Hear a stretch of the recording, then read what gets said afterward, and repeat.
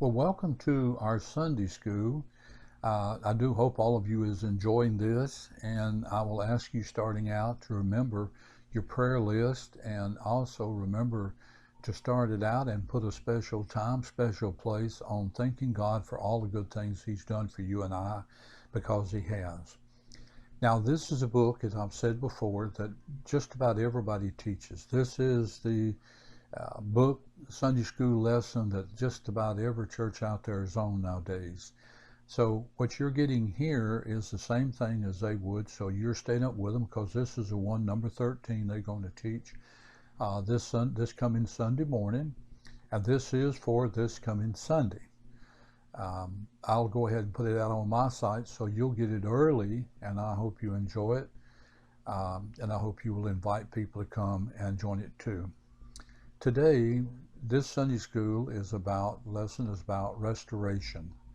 And it's from the book of Ruth, chapter 3, verses 8 through 13, and then we move up to chapter 4, verses 13 through 17. Now remember last week, Naomi had lost her husband, two sons. She had two daughter-in-laws. One of them decided to stay, but one of them, Ruth, decided to go with her. So Naomi and Ruth came back to Naomi's hometown, which was Bethlehem. They had nothing. You know, in those days, the husband, the man, was the one that was the provider. If he couldn't, if they had a son, then the son fell into that role. Well, in this case, all of Naomi, her husband and two sons, which means that Ruth had lost hers, so Naomi had nothing left. She was empty.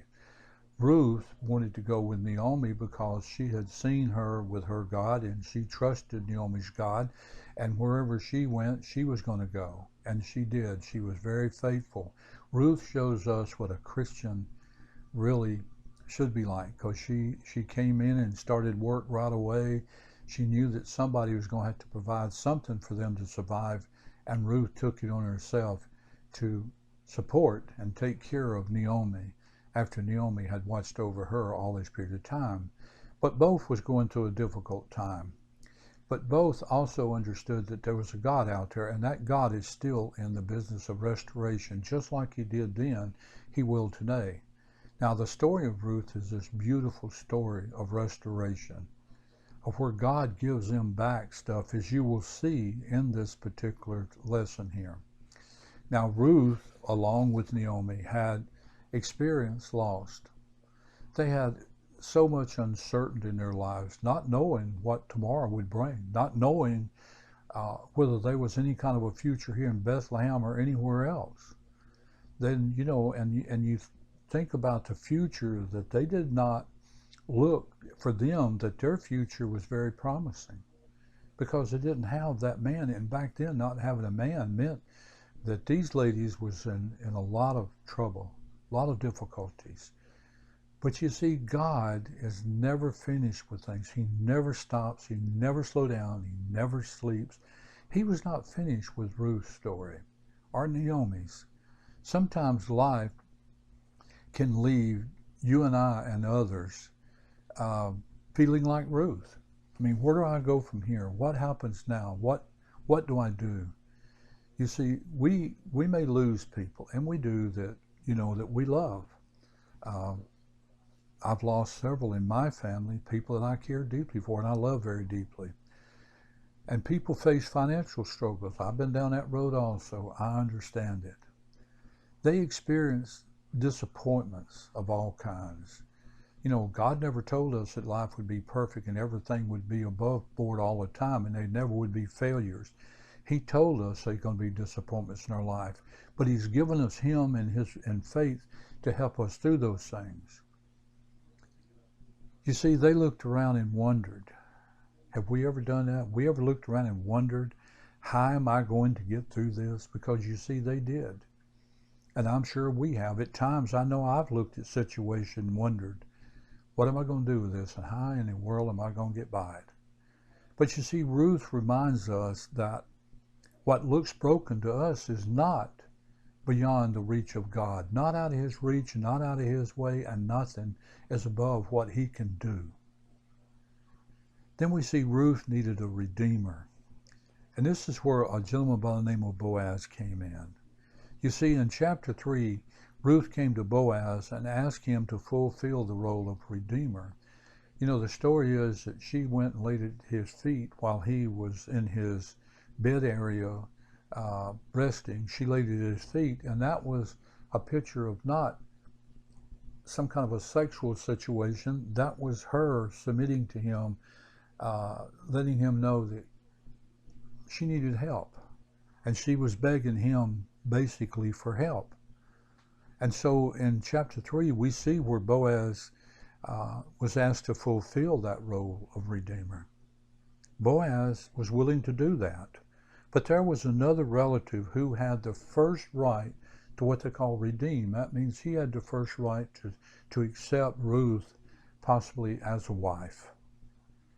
So Boaz, being the honest man he was, you see, if you'll look at this now, if they'd have stayed where they were at, they wouldn't have met Boaz. Ruth wouldn't have been in the field working, but they came to Bethlehem, and first thing Ruth did was found the field, went to work, collecting whatever grains was left over so they could survive. Boaz noticed how dedicated she was, how committed she was, and so she got to know Boaz through that. And so Boaz, God had put him there because he was an honest, God-fearing man. And so here he is, had an opportunity, but he did the right thing. He didn't take the matters in his own hands and overrule the other guy and just go ahead and take her.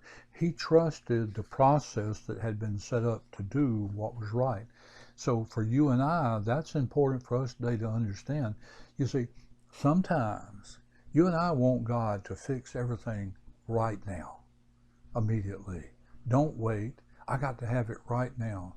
Well, you see, Boaz was willing to do what is right, to wait to see what the other did. Did he redeem her? And if he didn't, Boaz said, I will. You see, people today, they want the answer, but they want it right now. They don't want to wait. But restoration often takes patience.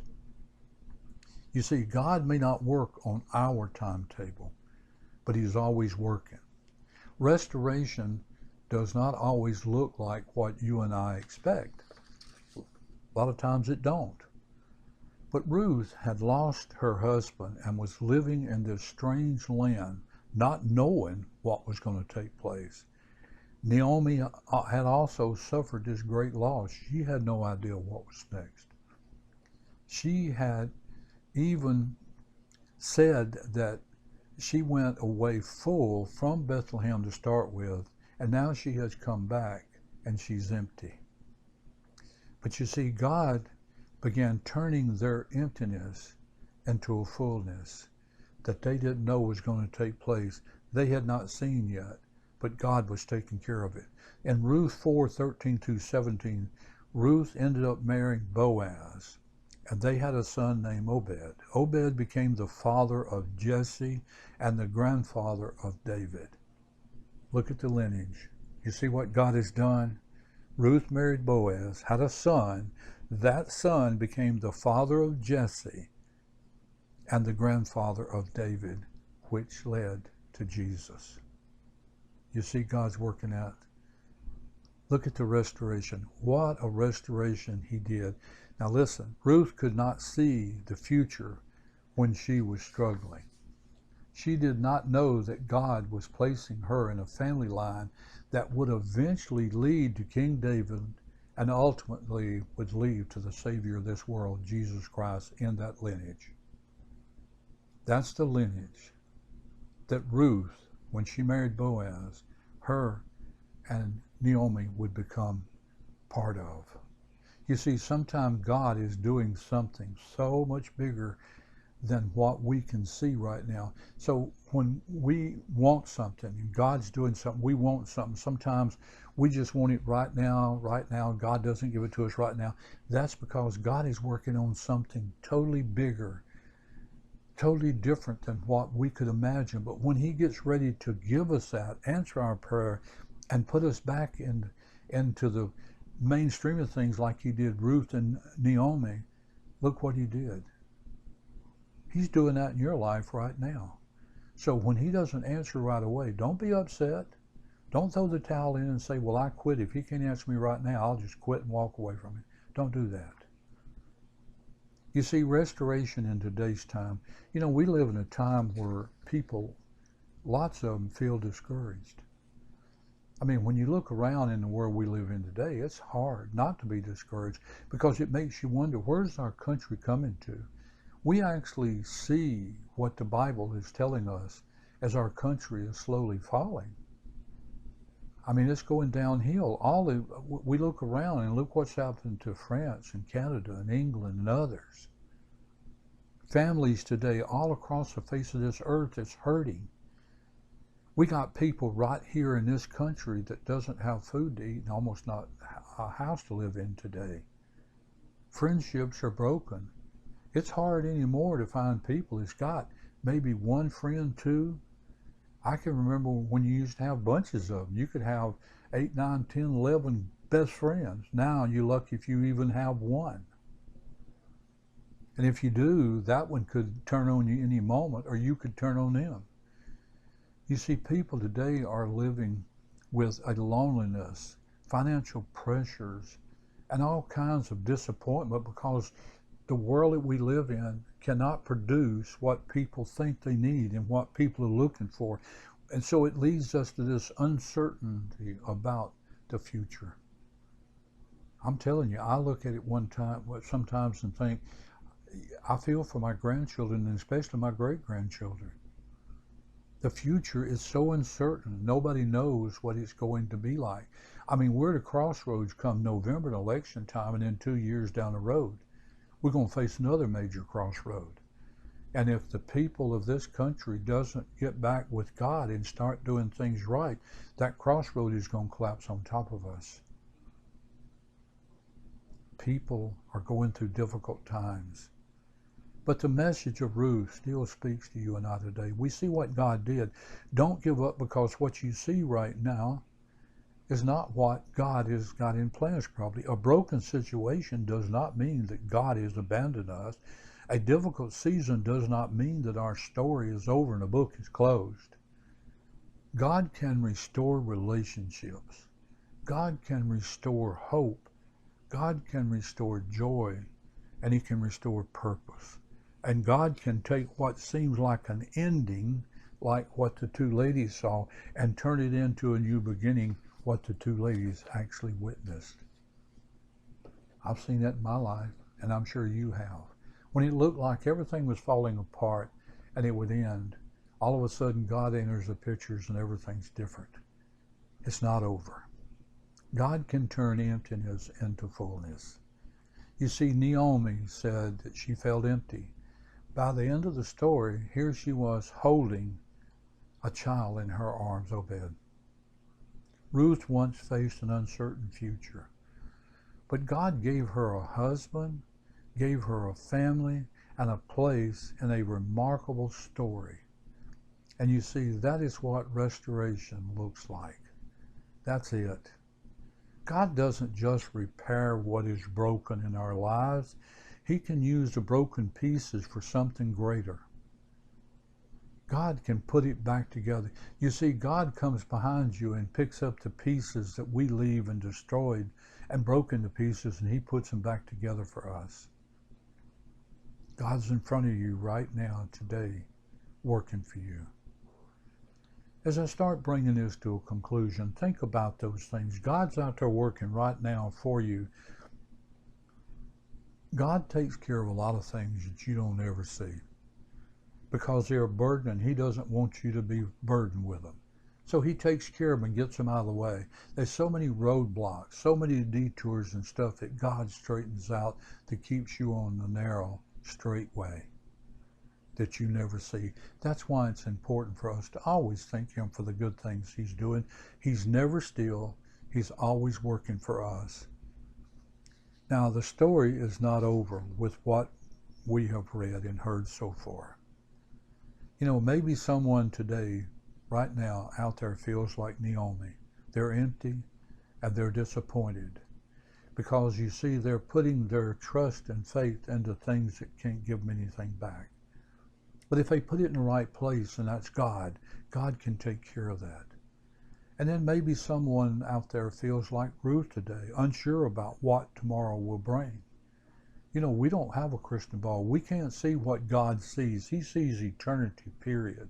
You and I can only see right now. I can't tell you 2 seconds from now what's going to take place, 1 second, a half a second. I can't tell you what's going to happen next. I don't know. But God does. Remember this, God is still writing your story. Your story's not over. You see, Ruth's story began with a loss, and maybe yours has or did.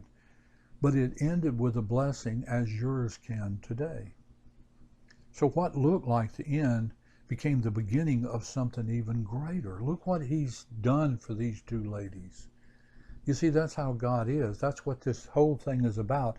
He's given us a picture today to show us that he's never through, he's never out, he's always there. And when we think that we've lost it, we have nothing left, all of a sudden there it is. So don't give up. We have to keep trusting God, keep walking in faith, keep doing what is right. You see, the same God who restored Ruth and Naomi is still the same God of restoration today. He hasn't changed. He hasn't gone away. He doesn't do things different today than he did then. He does the same thing, and that is restore. You see, your situation may not change overnight, but don't mistake a difficult chapter for the end of the story. You see, Naomi thought it was the end of the story. She was empty. She didn't see what God was doing. Ruth went off unknowing what the future holds, but she trusted where her mother-in-law was going, and her mother-in-law's God. And look what happened. You see, the thing that they didn't see and didn't understand at the time, and this is where people find it hard today, God is not finished yet. He's still working. He's still out there. He's still helping you write your book. And so it's not over yet. How will it end? That's going to be up to you. You're going to have to end the story because God has laid it out for you. He's given you all the help. He's told us everything we need to know. We see a story here of two people that couldn't see like us. They're humans. They couldn't see the next few seconds or even a second into the future. But you see, God was out there the whole time laying plans. Do you think that Naomi went back to Bethlehem by accident? You think Ruth went with her by accident? You think that they met Boaz and he noticed Ruth in the field picking what was left of the grain by accident? Do you think for 1 minute Ruth marrying Boaz and ending up in the lineage of Jesus Christ, do we think that that was by accident? If you can't see God's hand in that, you're in trouble because it's there. God bless. God loves you. Remember, this is a lesson that everybody's seeing this coming Sunday. Invite people to come and join you and watch it with you. Share it on your site. You have permission to do that. And help us reach the people out there. Father, thank you so much. God, thank you so much for all the things you teach us. Thank you for the story of Naomi and Ruth and showing us how it is that we do these things. We lose sight of who you are and where you're at. When we know, because you're telling us here that you're out there doing things just like them. They couldn't see you, but you were out there laying the groundwork for them to go forward and have that family that they didn't have. Because the two ladies had faith, they believed in you. And Father, because of that, you did the things for them that gave them life back. One felt empty. She's full now. One didn't know what was going to happen the next day or what was going to happen in the future. Now she has a complete future. God, you do things for us like that, and thank you for that. And I ask you to just be with all of us and help us to see that picture. Father, I ask you to be with those that are sick in time of need. And I just say thank you for all the things that you've done for us. And I ask you to lead, God, and direct us and forgive us of where we have failed you. For this we ask in your name. Amen. God bless, and I will see you next time.